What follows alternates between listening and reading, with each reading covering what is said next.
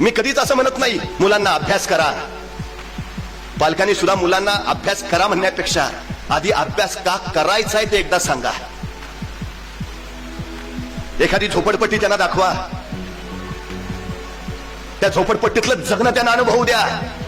4 घरं मागून आणल्याशिवाय सायंकाळचं पोट भरता येत नाही अशी काही माणसं जनावरांचं जीवन जगतायत हे आमच्या पोरांना एकदा दाखवा. आणि उंच उंच महाल सुद्धा त्यांना नेऊन दाखवा.